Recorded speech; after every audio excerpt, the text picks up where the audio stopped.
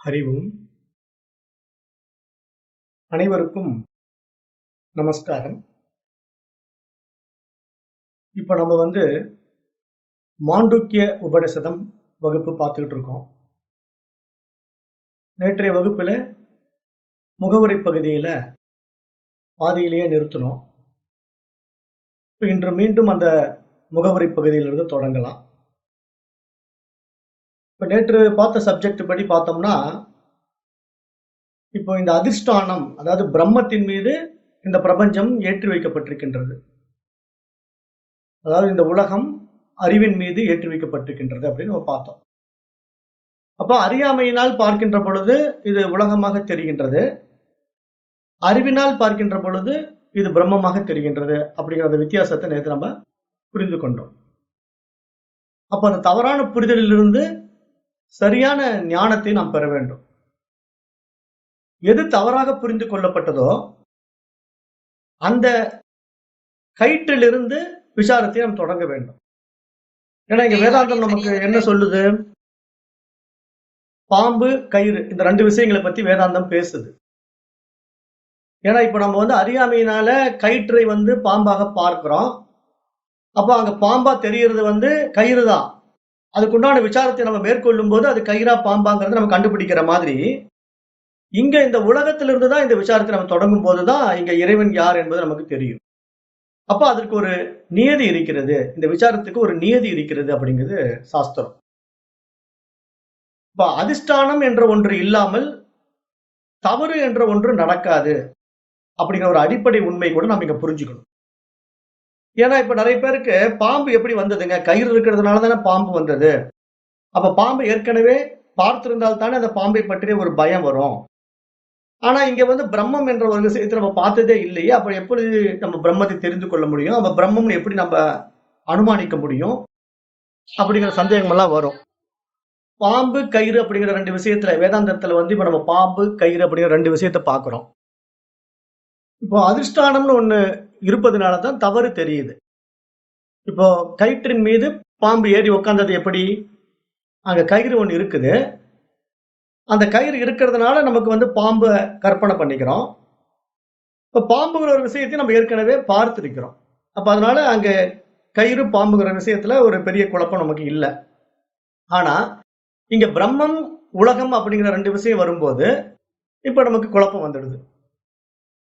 என்ன மாதிரி குழப்பம்? இப்ப இந்த உலகம் நமக்கு தெரிகிறது, ஆனால் பிரம்மம் நமக்கு தெரியவில்லை. இப்ப இதுதான் பிரச்சனை. அப்ப இதுக்கு என்ன தீர்வு அப்படின்னு பார்க்கும்போது உபனிஷத்து ரொம்ப அழகான விளக்கம் நமக்கு கொடுக்குது. நிர்திஷ்டான பிரம்மக நா பவதி அப்படிங்கிற ஒரு வார்த்தையை உபனிஷத்து கையாளுது. அதாவது ஒரு ஆதாரம் இல்லாமல் ஒரு தவறை நாம் செய்ய முடியாது. அப்ப கயிறு இல்லாமல் அங்க பாம்பு என்ற ஒரு தவறு நடக்காது அப்படிங்கிற ஒரு விஷயத்தை இங்க உபனிஷத் சுட்டி காட்டுது. அப்ப ஒரு தவறு நடக்கிறது என்றால் அதற்கு கீழ் ஒரு ஆதாரம் இருந்தாக வேண்டும். எப்படி கிளிஞ்சல் அப்படின்னு ஒண்ணு இருக்கிறதுனால தான் அதன் மீது வெள்ளி காசு ஏற்றி வைக்கப்பட்டிருக்கின்றது.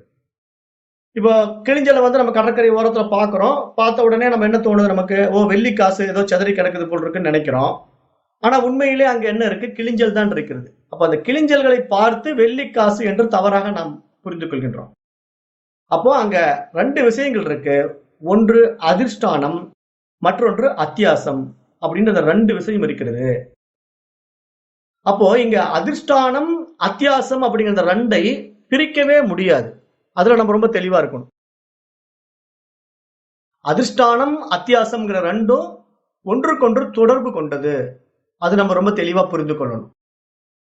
ஏன்னா இப்போ நிறைய பேருக்கு என்ன பிரச்சனை அப்படின்னா, பிரம்மம் எப்படியா தனியா இருக்கும் போல் இருக்கு, மாயைங்கிறது ஒண்ணு பிரச்சனை இருக்கும் போல் இருக்கு அப்படிங்கிற மாதிரி கன்ஃபியூஷன்லாம் நிறைய பேர் இருக்காங்க இல்லையா? இங்க பிரம்மம், மாயை அப்படிங்கிற ரெண்டு விஷயங்களை பற்றி இங்க சாஸ்திரம் ரொம்ப ஆணித்தரமாகவும் ரொம்ப ஆழமாகவும் நமக்கு புரிய வைக்க விரும்புகிறது. அப்ப இங்க பிரம்மத்திலிருந்து மாயையை பிரிக்க முடியாது. அதைத்தான் இங்க சாஸ்திரம் சுட்டிக்காட்ட வருது. இப்ப சாஸ்திரம் இங்க சுட்டிக்காட்ட வரக்கூடிய விஷயம் என்ன அப்படின்னு பாத்தீங்கன்னா, இங்க பிரம்மமும் மாயையும் பிரிக்க முடியாத ஒன்று. எப்படி இந்த கயிற்றையும் பாம்பையும் பிரிக்க முடியாதோ, களிமண்ணையும் பானையையும் பிரிக்க முடியாதோ, தங்கத்தையும் நகையையும் பிரித்து பார்க்க முடியாதோ அதுபோல பிரம்மத்தையும் மாயையும் பிரித்து பார்க்க முடியாது. அதை நம்ம நல்லா முதல்ல புரிஞ்சுக்கணும். அப்போ நீங்க அறியாமையை உண்டாக்குவதற்கு காரணமாக இருந்த ஆதார வஸ்து எது என்பதை அறியாததினால் தான் அந்த அறியாமை நீடிக்கின்றது அப்படின்னு நீங்க சாஸ்திரம் நமக்கு சுட்டி காட்டுது. ஏன் அறியாமை நீடிக்குது? கயிற்றை பாம்பாக நினைத்துக் கொண்டு அறியாமை நீடித்துக் கொண்டிருக்கின்றது. அப்ப அந்த கயிறு பாம்பாக தெரிவதற்கு ஆதார வஸ்து என்ன? கயிறுங்கிறது நமக்கு தெரியல. அதனால நமக்கு அது பாம்பாகவே தெரிந்து கொண்டிருப்பது போல இங்கு பிரம்மம் தெரியாதனால இந்த மாயை மட்டும் தெரிந்து கொண்டிருக்கின்றது அப்படிங்கறது இங்க சாஸ்திரம் நமக்கு சுட்டிக்காட்ட வருது. அப்ப அதை நம்ம விசாரம் செய்து அதன் உண்மை தன்மையை தெரிந்து கொண்டால் நம்முடைய அறியாமை நீங்கி அங்க என்ன தெரியுது? அது பாம்பு அல்ல, கயிறு என்ற அறிவு நம்மிடத்திலே உண்டாகின்றது.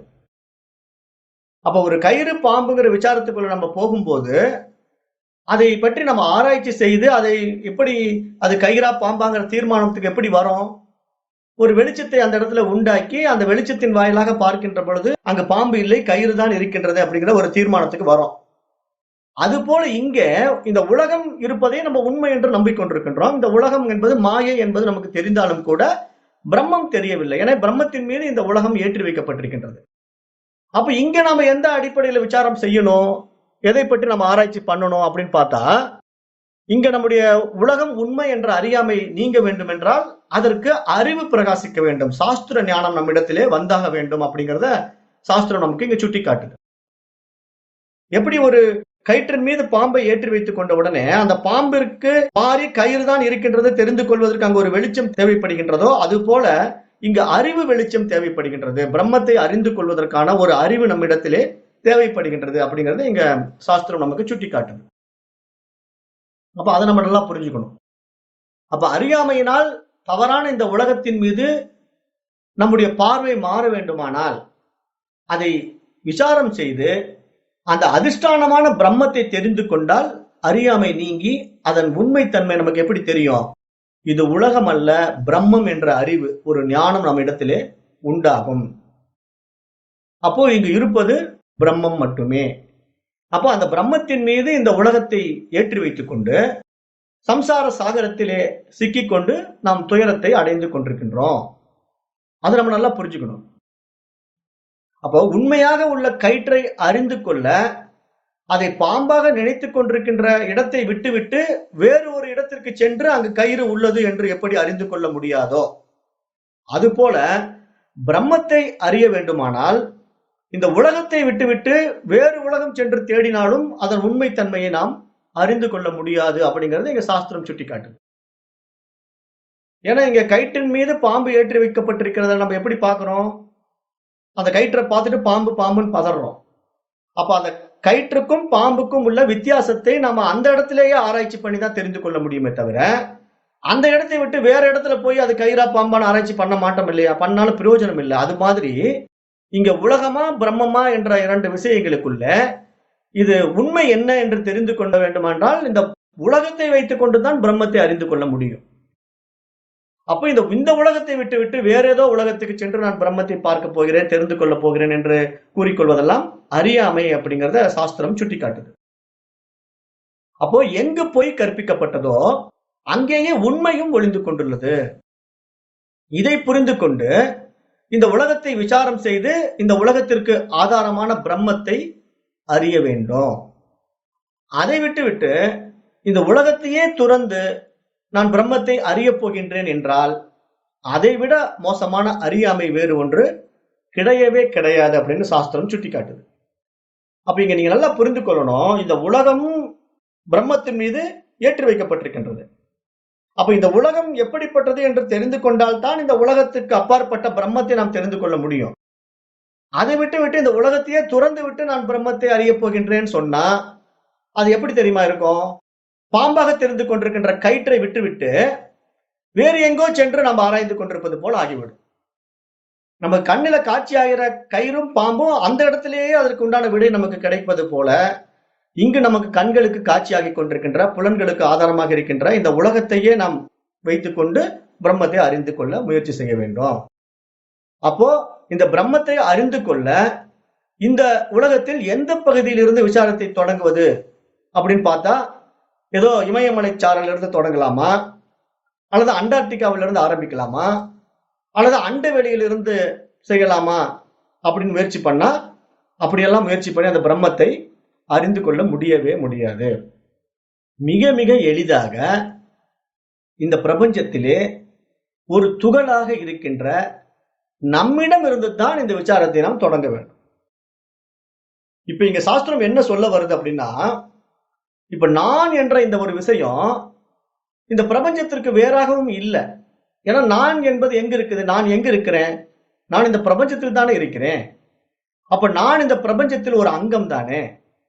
அப்ப இந்த உலகம் என்ற ஒரு விஷயத்துல நான் ஆராய்ச்சியை தொடங்கணும் அப்படின்னா, நான் எங்க போய் தொடங்கணும்? உலகம்ங்கிற விஷயத்துல ஆராய்ச்சி பண்ண சொல்லிட்டாங்க. அப்ப அதனால நான் உடனடியாக கிளம்பி அண்டார்டிகாவில போய் ஆராய்ச்சி தொடங்குறேன், அல்லது இமயமலையில போய் ஆராய்ச்சி தொடங்குறேன்னு சொன்னீங்கன்னா, அது நடக்குமா? அப்படி செய்யும் போது அதற்கு விடை கிடைக்குமா? கிடைக்காது. ஏன்னா அந்த மாதிரி நீங்க ஆராய்ச்சி பண்ணி போனா போய்கிட்டே இருக்க வேண்டியதுதான். இன்றைய விஞ்ஞானம் அப்படித்தான் ஆராய்ச்சி பண்ணிட்டு இருக்கு. இப்ப இந்த புற விஞ்ஞானம் என்ன பண்ணிட்டு இருக்குது? இந்த அண்டத்தை ஆராய்ந்து கொண்டே இருக்கின்றது. பல ஆயிரக்கணக்கான ஆண்டுகளாக ஆராய்ச்சி செய்து கொண்டிருக்கின்றது. ஆனால் அதற்கு சரியான விடையை அதனால் கொடுக்க முடியவில்லை. விஞ்ஞானிகளும் மாறி மாறி விளக்கங்களை கொடுத்துக் கொண்டிருக்கின்றார்களே தவிர உண்மை நிலை நமக்கு புரிய வராது. அப்போ இந்த உலகம் என்கிற இந்த பிரபஞ்சம் என்கின்ற ஒரு மிகப்பெரிய விஷயத்திலே ஒரு அங்கமாக இருக்கின்ற நானும் இந்த பிரபஞ்சத்திற்கு வேறாக இல்லை. இந்த பிரபஞ்சத்திலே நானும் ஒரு துகள் தான். அப்போ அப்படிப்பட்ட என்னிடத்திலிருந்தே நான் விசாரத்தை தொடங்கினால்தான் நான் யார், இந்த உலகம் எப்படிப்பட்டது, அந்த இறைவன் யார், இந்த பிரம்மம் என்பவன் எப்படிப்பட்டவன் அப்படிங்கிறது நமக்கு புரிய வரும்.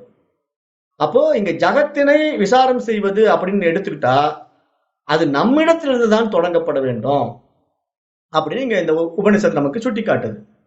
அப்ப அதன் தொடக்கமாக உபதேசிக்க வந்த இந்த மாண்டூக்கிய உபனிஷதம் ஓங்காரத்தை பற்றியும் ஆத்மாவை பற்றியும் விசாரம் செய்ய வருகின்றது. அப்ப அப்படியானால் ஓங்காரத்தை விசாரம் செய்வது எப்படி, பிரம்மத்தை நாம் எப்படி அறிந்து கொள்ள முடியும்? இந்த உபனிஷத் எதற்காக ஓங்காரத்தை விசாரம் செய்ய சொல்கிறது அப்படின்னு பார்த்தா, ஓங்காரமும் இந்த உலகமும் ஒன்று என்ற உண்மையை நமக்கு உணர்த்துவதற்காக அப்படின்னு நம்ம புரிந்து கொள்ள வேண்டும். ஏன்னா இங்க ஓங்காரம் என்பது பிரம்மத்திற்கு வேறாக இல்லை. பிரம்மம் என்பது எங்கும் எதிலும் நீக்கமற நிறைந்திருப்பதினால இந்த பிரபஞ்சமாகவும் அதுவே இருக்கிறது. அப்ப இந்த பிரபஞ்சத்திலே ஒரு துகளாக நான் இருக்கிறேன். அப்ப என்னிடத்திலும் அது இருக்கின்றது. அப்ப நான் எந்த ஓங்காரத்திற்கு வேறாக இருக்கிறேனா என்றால் இல்லை. நானும் இந்த ஓங்காரமும், நானும் இந்த பிரபஞ்சமும், நானும் இந்த பிரம்மமும் ஒன்றே அப்படின்னு இங்க நிரூபிக்க போகுது இந்த உபனிஷத்து. அப்ப அந்த அடிப்படையில இங்க அழகா சொல்லுது, ஓம் இதம் சர்வம். இந்த பிரபஞ்சம், இந்த உலகம் முழுவதுமே ஓம்காரமாகத்தான் இருக்கிறது அப்படின்னு இந்த முதல் மந்திரம் தொடங்குது. இந்த ஓம்காரத்தை தொடங்குற இந்த முதல் மந்திரம் ஓம் இதம் சர்வம் அப்படின்னு தான் தொடங்குது. ஏன்னா இந்த பிரபஞ்சமே சர்வமும் எல்லாமே ஓமாகத்தான் இருக்கிறது அப்படின்னு சொல்லும் போது இங்க நீ நான் அப்படிங்கிற விஷயம் எல்லாம் எதிரில் அடங்குது, அந்த ஓங்காரத்துக்குள்ளேயே அடங்கிடுது. அப்போ உங்களையும் என்னையும் பிரித்து பார்க்க முடியுமா? இந்த உலகத்தையும் என்னையும் பிரித்து பார்க்க முடியுமா? கடவுளையும் என்னையும் பிரித்து பார்க்க முடியுமான்னா முடியாது அப்படிங்கிறதை இங்க இந்த உபனிஷத்து நிரூபிக்க போகுது. அப்ப அதனால ஓங்கார விசாரம் செய்வதும் இந்த உலகத்தை விசாரம் செய்வதும் ஒன்றுதான் அப்படின்னு இந்த உபனிஷத்து நமக்கு சுட்டி காட்டுது.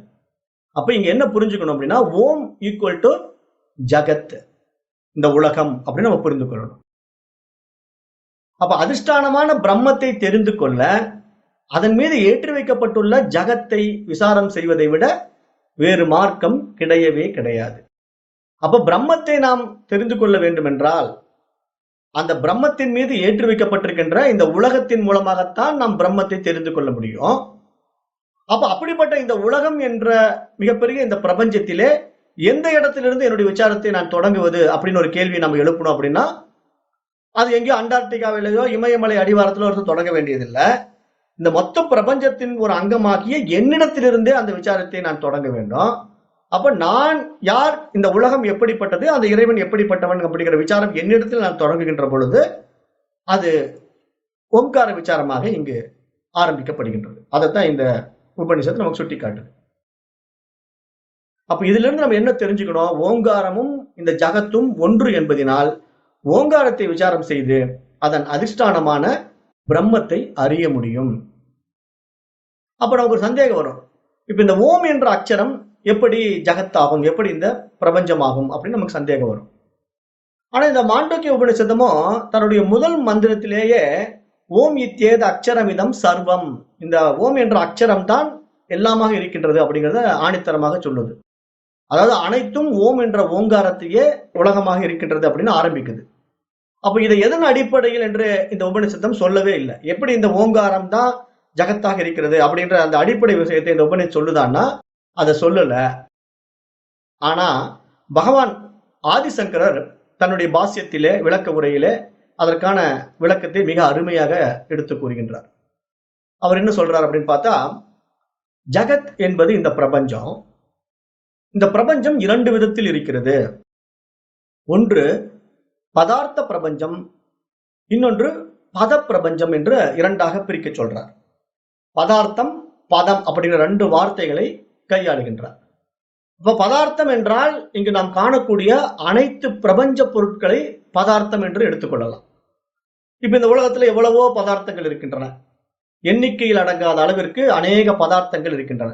பதார்த்தங்கள் என்றால் இந்த உலக பொருட்கள், எண்ணிக்கையில் அடங்காத ஏகப்பட்ட விஷயங்கள் இந்த உலகத்திலே இருக்கின்றன. அவைகள் எல்லாம் பதார்த்தங்கள் அப்படிங்கிறாரு ஆதிசங்கரர். அது பதார்த்த பிரபஞ்சம் அப்படின்னு சொல்லப்படுது. அப்புறம் பதம் அப்படிங்கிற ஒரு வார்த்தையை சொல்றாரு. இப்ப நம்ம பதார்த்தம்னா தின்பண்டங்களை எடுத்துக்கூடாது. தின்பண்டங்களை நம்ம பதார்த்தம் அப்படின்னு சொல்றோம்.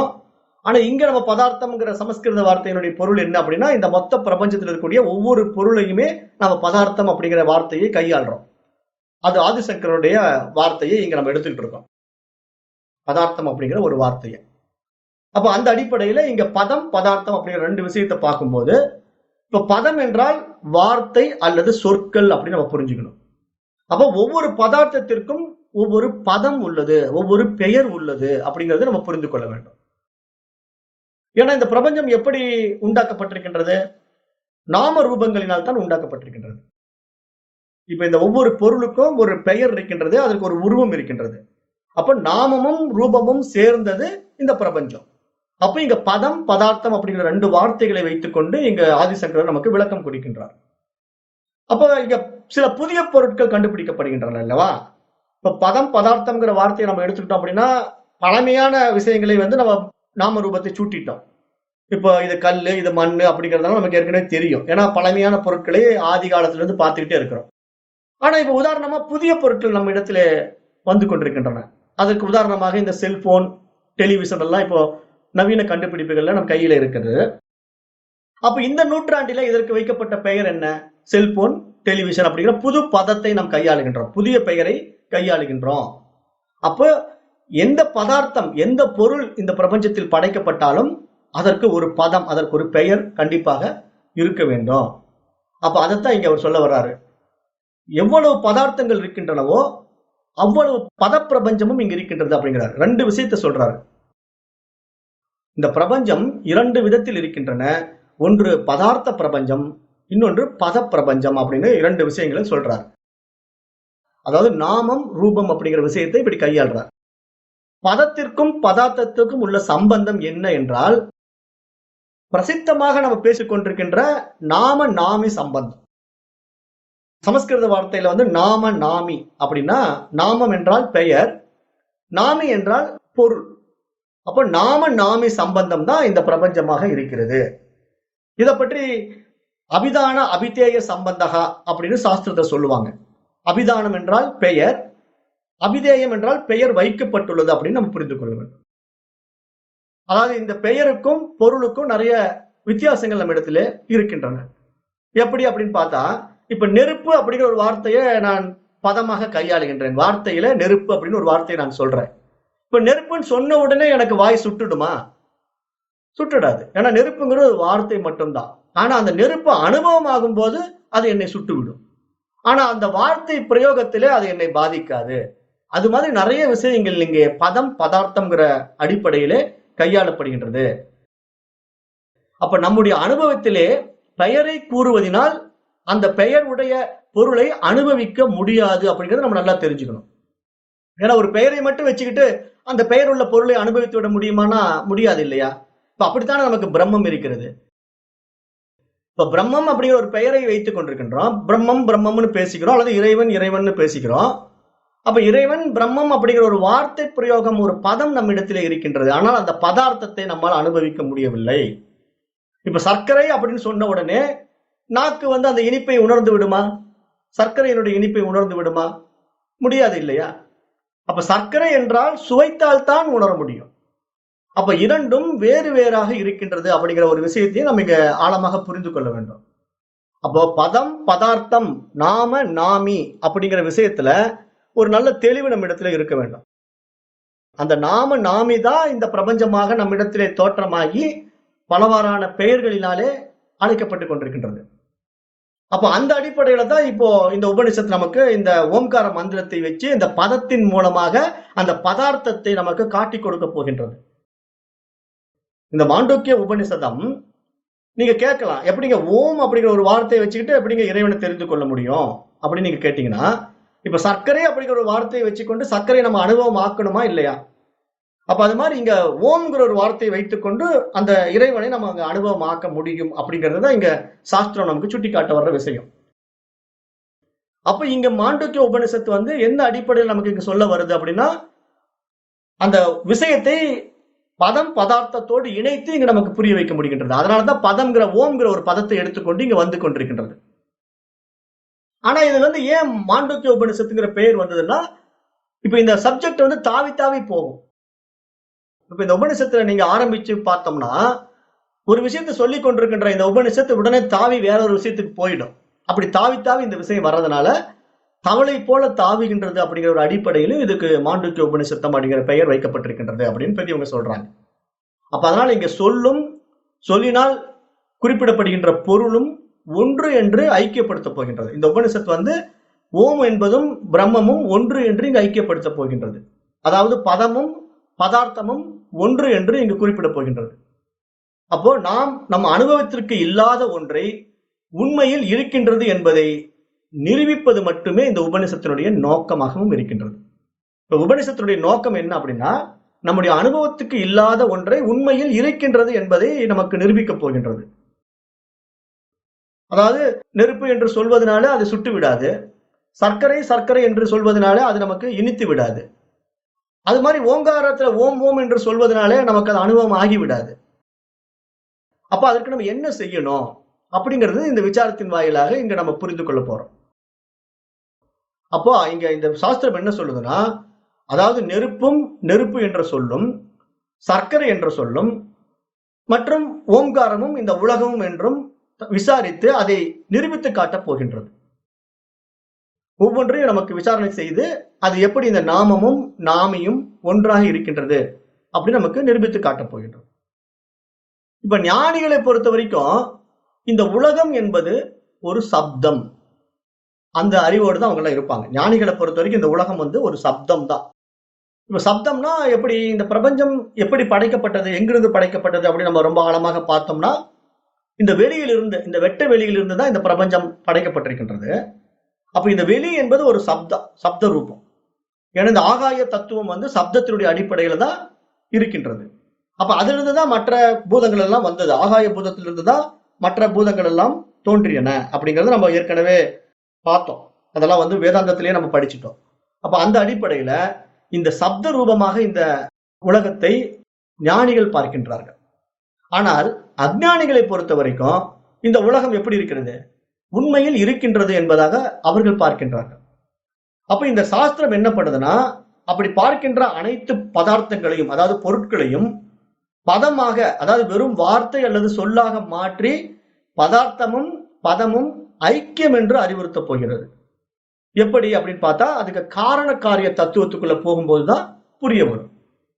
இப்ப உதாரணமா இப்ப 1 கிலோ தங்கத்தை எடுத்துக்கொள்ளலாம். 1 கிலோ தங்கத்தை நம்ம எடுத்துக்கிறோம். இப்ப அதனோட செம்பு சேர்ந்து நகை செய்வதாக வைத்துக் கொண்டாலும், அந்த தங்கத்தோட ஒரு செம்பு சேர்த்தி இன்னொரு உலோகம், செம்பு அப்படிங்கிற ஒரு உலோகத்தை சேர்த்து நகை செய்ய ஆரம்பிக்கிறோம்.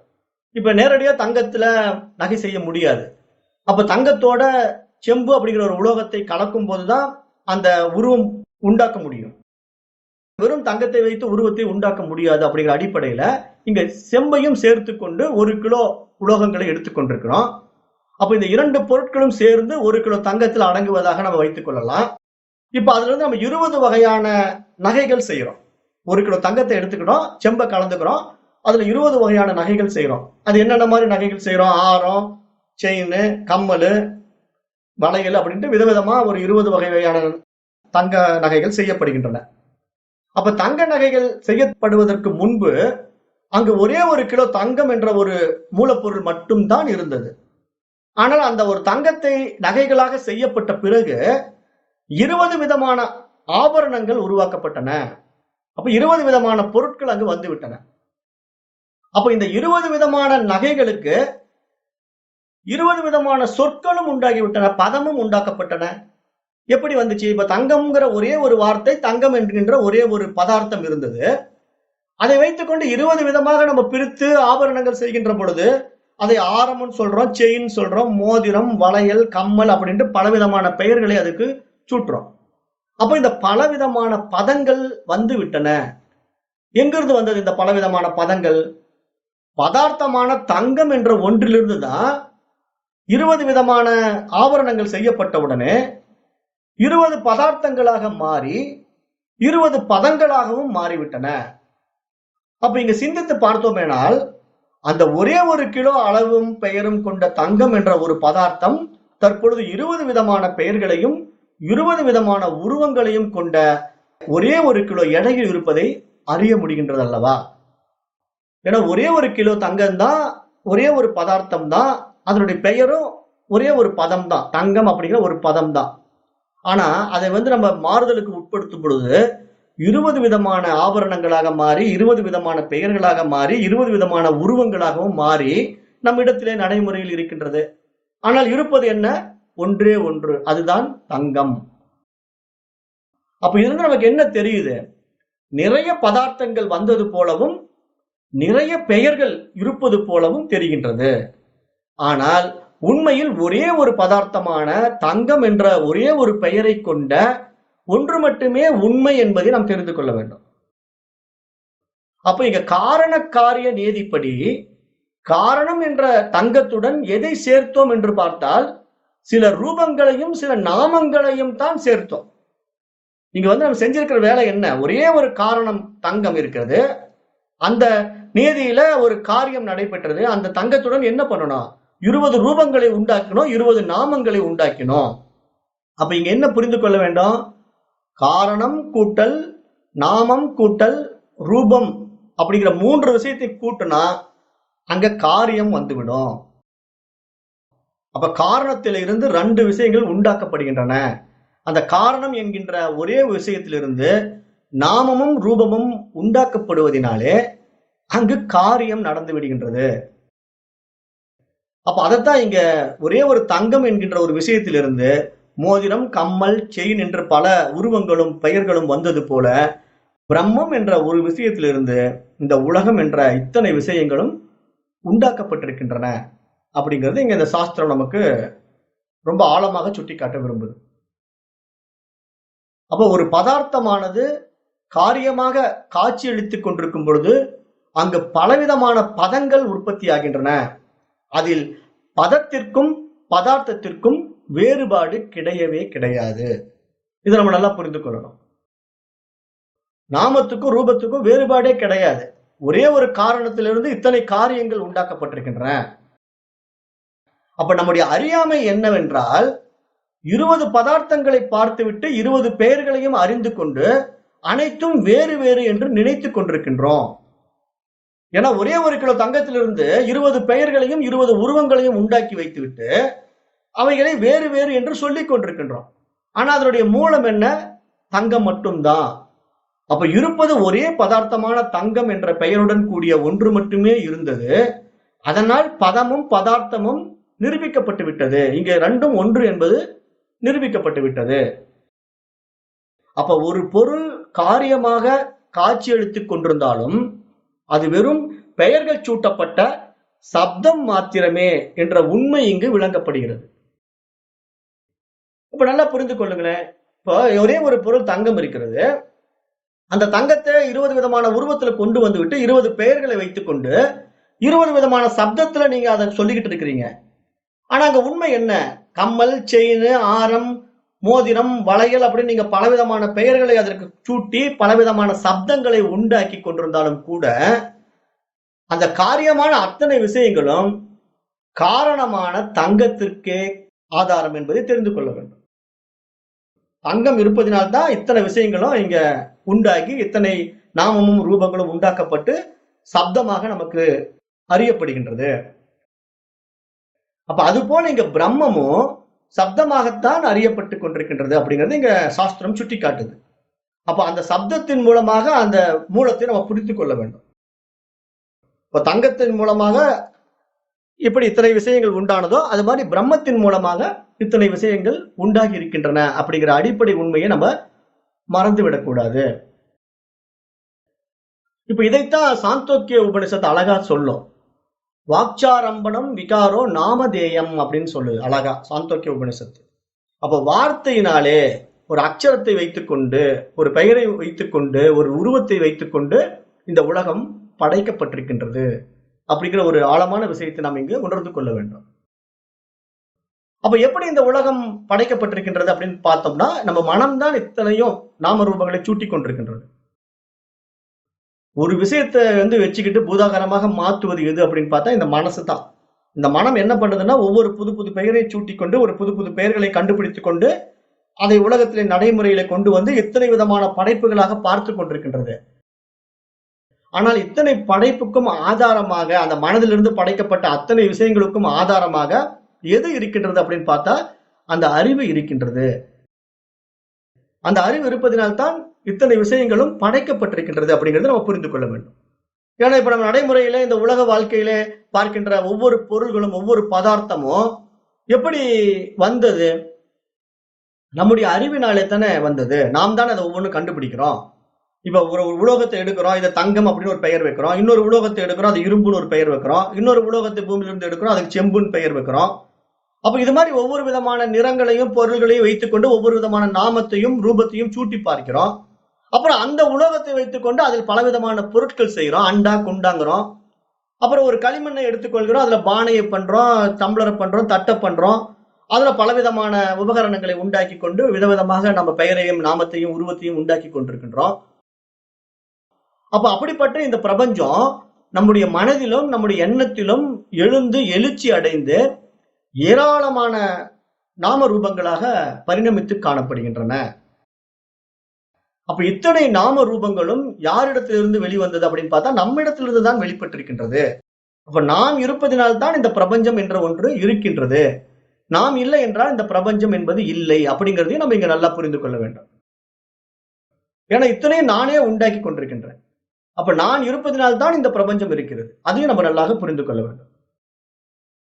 அப்ப இந்த அகில பிரபஞ்சத்தையும் சாஸ்திரம் என்ன கூறுகிறது என்றால் இது பிரம்மத்தின் காரியம் அப்படிங்கிறது. ஏன்னா பிரம்மம் இருப்பதினால இத்தனை விஷயங்கள் நடந்து கொண்டிருக்கின்றன. ஏன்னா அந்த அறிவு இருப்பதினால இத்தனையும் நமக்கு உண்டாக்கப்பட்டிருக்கின்றன. ஆனா பிரம்மம் எதையுமே செய்யறதில்லை. பிரம்மம் இருப்பதினாலே இத்தனையும் நடைமுறைக்கு வந்திருக்கிறது. அந்த பிரம்மத்தை ஆதாரமாக வைத்துக் கொண்டு நடைமுறைப்படுத்தப்பட்டிருக்கின்றது. அப்ப இந்த உலகம் பிரம்மத்திடமிருந்து வந்தது என்பதிலிருந்து என்ன நம்ம புரிந்து கொள்ள வேண்டும்? அந்த அறிவினிடமிருந்து இந்த மனம் வாயிலாக இவ்வளவு பிரம்மாண்ட பிரபஞ்சம் படைக்கப்பட்டிருக்கின்றது. அப்ப பிரம்மத்தை காரணமாகவும் இந்த உலகத்தை காரியமாகவும் நாம் பார்க்க வேண்டும். அப்ப அந்த அடிப்படையில அந்த அறிவு பிரம்மமாகவும் இந்த மனது காரியமாகவும் இந்த உலகத்திலே செயல்பட்டுக் கொண்டிருக்கின்றது. பலவிதமான காரியங்களை செய்து கொண்டிருக்கின்றது. அப்போ பிரம்மத்தினுடைய காரியம் என்பதனாலே இந்த காரியம் எல்லாம் வெறும் சப்தம் மாத்திரமே அப்படிங்கறத நம்ம நன்றாக தெரிந்து கொள்ள வேண்டும். சப்தம்ங்கிறது எந்த அடிப்படையில் சொல்றோம்? நாம் சூட்டிக்கொண்ட பெயர்களினுடைய அடிப்படையில. ஏன்னா இப்ப நான் தங்கம் அப்படின்னு ஒரு வார்த்தை சொல்றேன்னா அது ஒரு சப்தம். செம்பு அப்படின்னு ஒரு பெயரை சொல்றேன்னா அது ஒரு சப்தம். அந்த செம்புல இருந்து பலவிதமான உலோகங்களை செய்துவிட்டு சொம்பு, டம்ளர், கரண்டி அப்படின்னு நான் சொல்லிட்டு இருக்கேன்னா அது சப்தம். அப்ப எல்லாமே இங்க சப்தம் மாத்திரமே. அப்ப அந்த அடிப்படையிலே பிரம்மத்தினுடைய ஓம் என்ற பதமே இந்த பிரபஞ்சமாக சப்தமாக இருக்கின்றது அப்படின்னு இந்த உபநிஷத்து நமக்கு சுட்டி காட்டுது. அப்போ இங்க என்ன நம்ம புரிந்து கொள்ளணும்? இந்த தங்கம் என்ற ஒன்று மட்டுமே எப்படி பல வடிவங்களிலும் பல பெயர்களிலும் நம்மிடம் அறியப்படுகின்றதோ அது போல இருக்கின்ற ஒரே வஸ்துவான பிரம்மம் பல வடிவங்களிலும் பல பெயர்களிலும் அறியப்படுகின்றது. ஆனால் இந்த ஜகத்தும் பிரம்மமும் ஒன்று என்று ஐக்கியமாவதுதான் இங்க ஞானம் என்று அழைக்கப்படுகின்றது. இப்ப நமக்கு என்ன ஞானம் வரணும்? இப்ப இந்த உலகமும் இறைவனும் வேறு வேறு அல்ல அப்படிங்கிற ஞானம் நமக்கு வரணும்.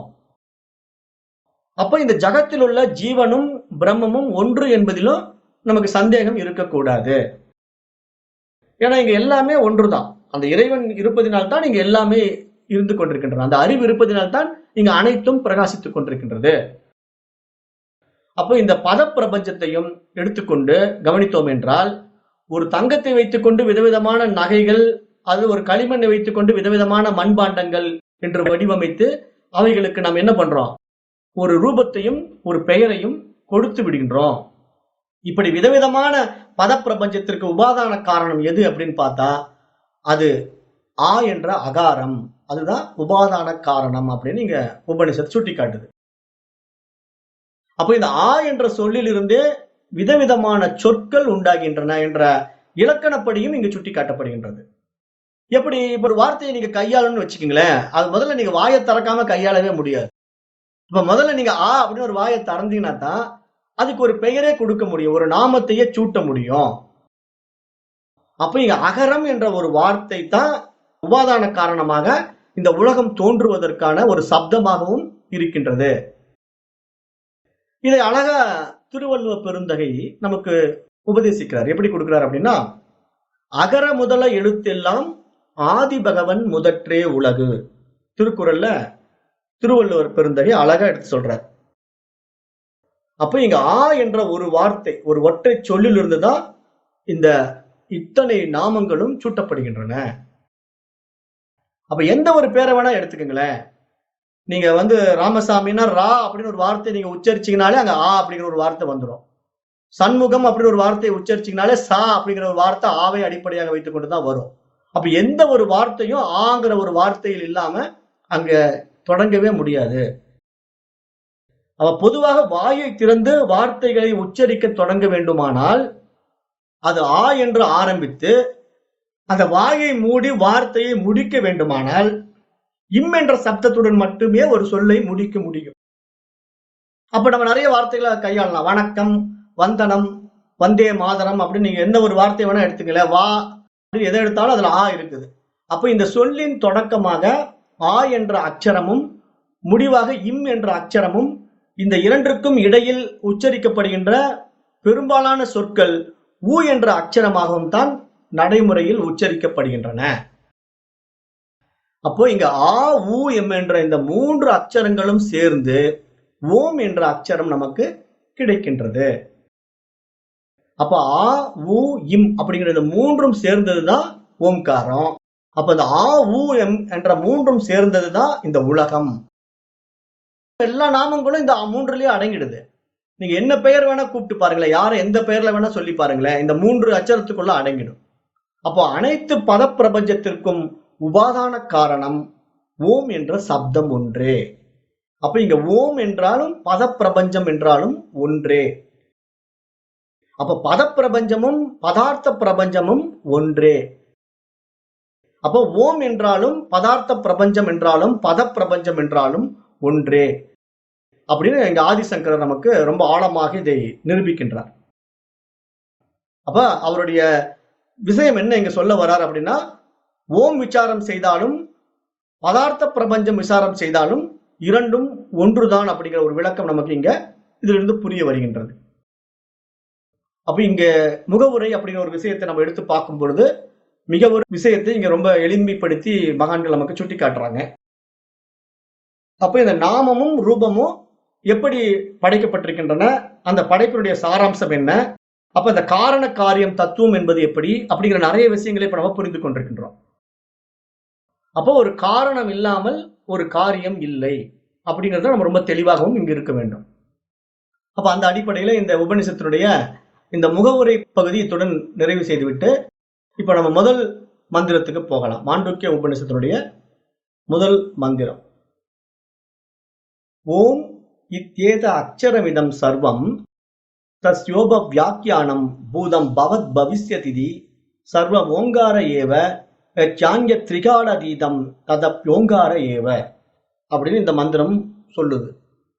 இப்ப இந்த மந்திரம் என்ன சொல்லுதுன்னா, ஓம் இத்யேத அக்ஷரமிதம் சர்வம் அப்படிங்குது.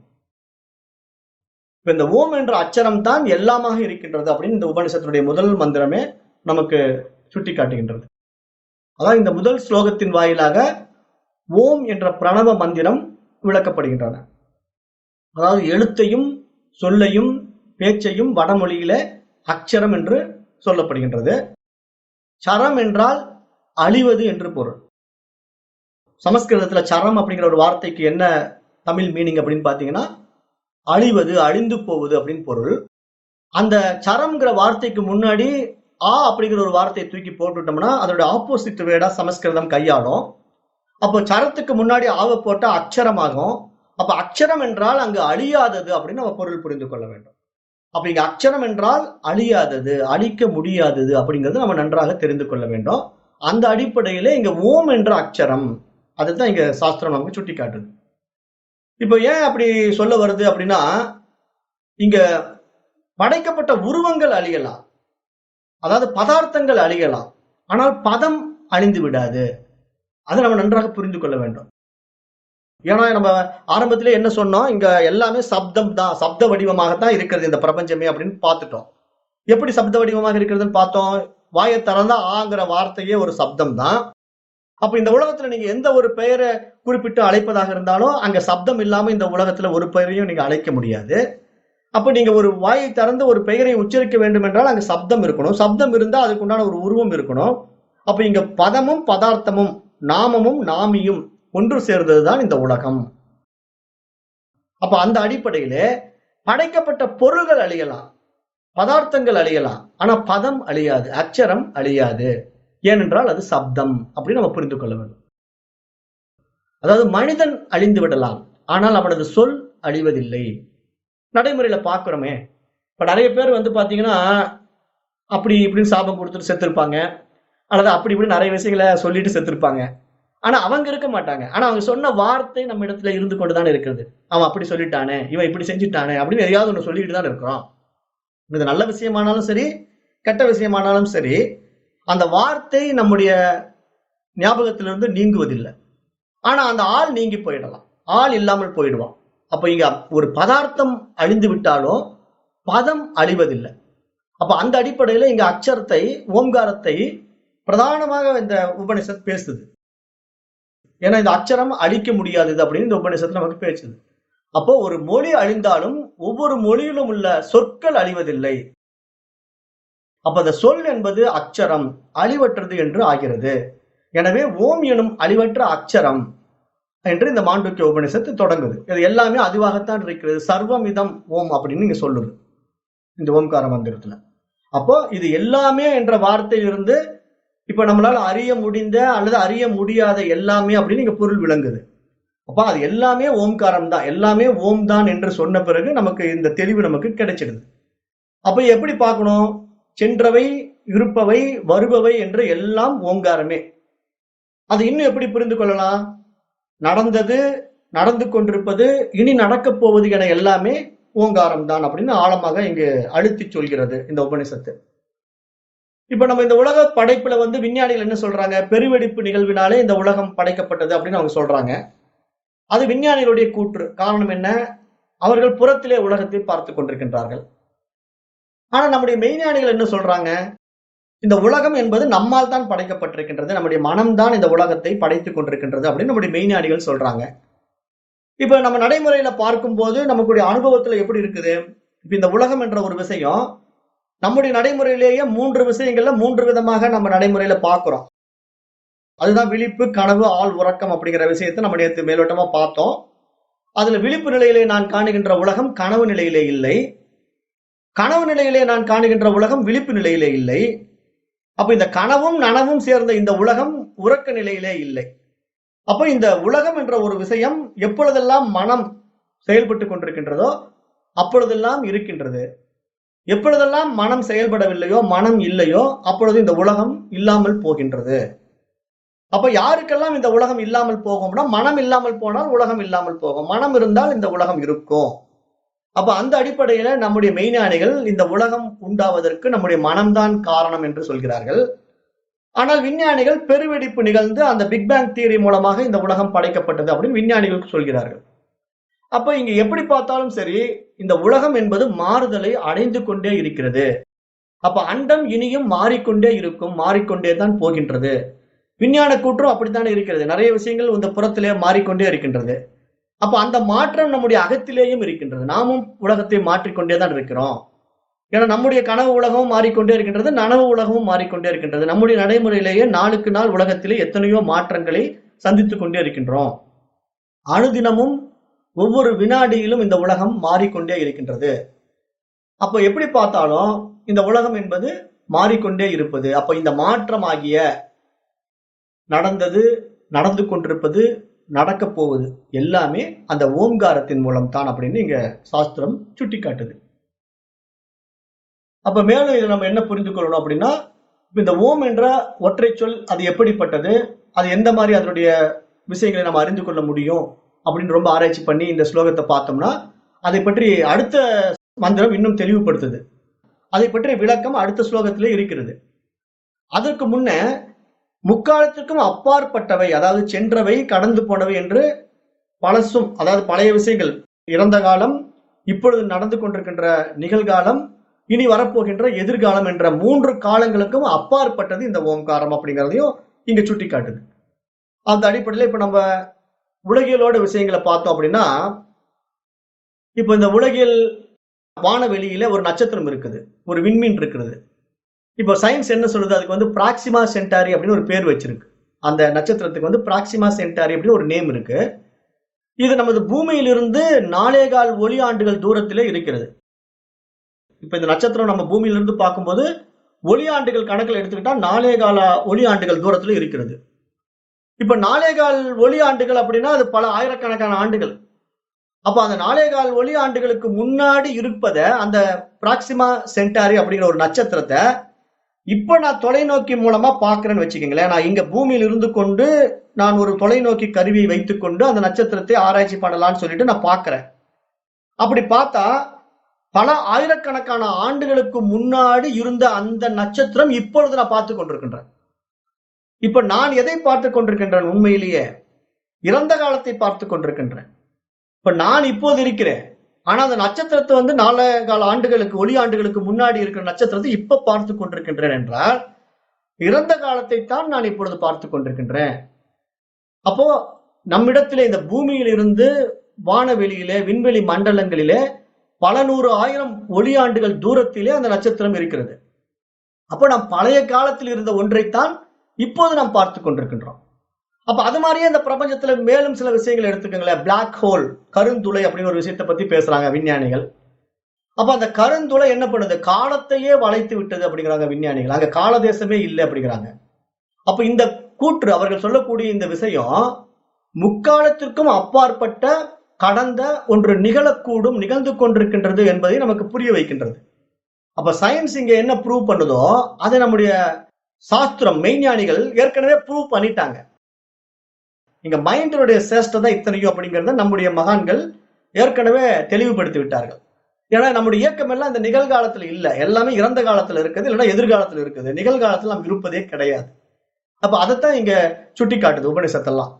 அப்ப இங்க பல விஷயங்கள், அதாவது நம்ம உலகத்துல சயின்ஸ் பார்த்தாலும் சரி, மெய்ஞான விஷயமா பார்த்தாலும் சரி, இந்த கால தேசங்களை கடந்த ஒரு விஷயத்தை நம்ம பார்க்க ஆசைப்படுகிறோம். இப்ப நம்ம பார்க்க விரும்பக்கூடிய விஷயம் என்ன? ஓம்காரம் அல்லது ஆன்மா அல்லது இறைவன் அல்லது பிரம்மம், அப்படி என்ன பேர் வேணா வச்சுக்கலாம். ஏன்னா இதெல்லாம் நாம ரூபங்கள் தானே, நாம தானே சூட்டிக்கிறோம். அப்ப இங்க வைக்கப்பட்ட பெயரும் உருவமும் நம்மால் உண்டாக்கப்பட்டதாக இருந்தாலும், அதை பற்றி நாம அறிந்து கொள்ளக்கூடிய ஆர்வம் நம்மிடத்திலேயே எழுந்தாலும், இங்க என்ன நாம புரிந்து கொள்ள வேண்டும்? நாம் இருக்கக்கூடிய இந்த நிகழ்காலத்தை கடந்த 3 காலங்களுக்கும் அப்பாற்பட்ட ஒரு விஷயத்தை நாம் அறிந்து கொள்ள ஆசைப்படுகின்றோம். அப்ப இந்த முக்காலத்திலும் கடந்து எது இருக்கின்றதோ அந்த ஓங்காரத்தை நாம் தெரிந்து கொள்ள ஆசைப்படுகின்றோம். அப்ப அந்த முக்காலத்தையும் கடந்து இருக்கின்ற அந்த தத்துவம், அந்த ஓம்கார தத்துவம் 2 விஷயத்தை உள்ளடக்கியது அப்படிங்கிறது இங்க சாஸ்திரம் நமக்கு சுட்டி காட்டுது. என்ன மாதிரி 2 விஷயங்களை உள்ளடக்கி இருக்கிறது அப்படின்னு பார்த்தா, ஒன்று மாயை, இன்னொன்று பிரம்மம். அப்ப இங்க நம்ம நல்லா புரிந்து கொள்ளணும். மாயை பிரம்மம் அப்படிங்கிற ரெண்டு விஷயத்த பிரிக்கவே முடியாது. ஏன்னா ஏற்கனவே நான் சொன்ன மாதிரிதான், தங்கத்தையும் நகையும் பிரிக்க முடியாது, களிமண்ணையும் பானையையும் பிரிக்க முடியாது. அப்ப அது மாதிரி மாயையும் பிரம்மத்தையும் பிரிக்க முடியாது. ஏன்னா இங்க ஒரு மூலம் இருந்தால்தான் அதனுடைய வடிவங்கள் மாறி தோற்றமாக நமக்கு காட்சியாகிறது. ஒரு தங்கத்திலிருந்து பலவிதமான ஆபரணங்கள் செய்யப்பட்டிருக்கின்றன.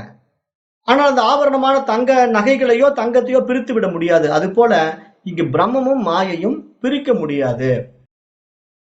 அப்ப முக்காலத்தையும் கடந்து இருக்கின்ற ஒரு மெய்ப்பொருள் தத்துவத்தை இரண்டு தத்துவங்களின் வாயிலாகத்தான் நீங்க அறிந்து கொள்ள முடியும். அதில் ஒன்று மாயை, மற்றொன்று பிரம்மம் அப்படிங்கிற ஒரு மிகப்பெரிய விஷயத்தை இங்க உபனிஷத்து நமக்கு சுட்டி காட்டுது. இப்ப இந்த மந்திரத்திலும் அந்த மாயை பற்றி குறிப்பிடுகின்றது.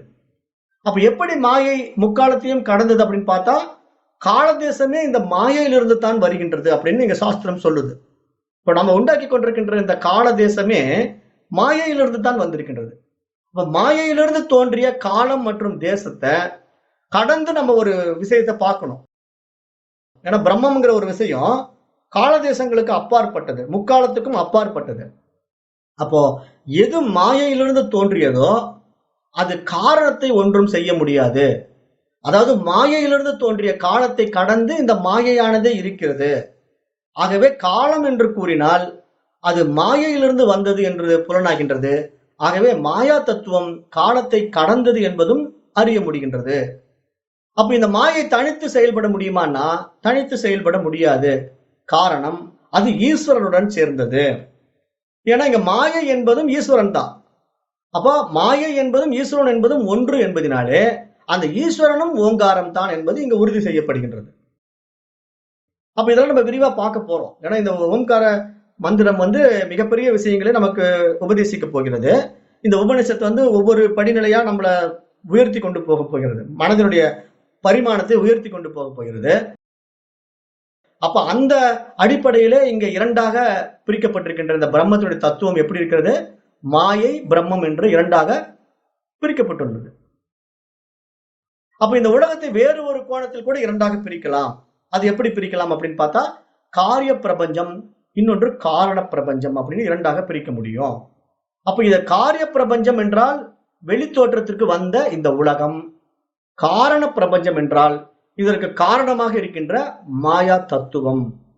அப்ப இங்க நல்லா புரிந்து கொள்ளணும். இந்த காரண காரிய பிரபஞ்சம் பேசுது இந்த உபனிஷத்து. காரிய பிரபஞ்சம் காரண பிரபஞ்சம் ரெண்டு விஷயத்துல காரிய பிரபஞ்சமாக இந்த உலகத்தை நாம பார்க்கிறோம். ஆனா இப்படிப்பட்ட இந்த பிரம்மாண்ட பிரபஞ்சம் படைக்கப்பட்டதுக்கு காரணமாக எது இருக்கிறது அப்படின்னு பார்த்தா, காரண பிரபஞ்சமாக மாயா தத்துவம் இருக்கின்றது.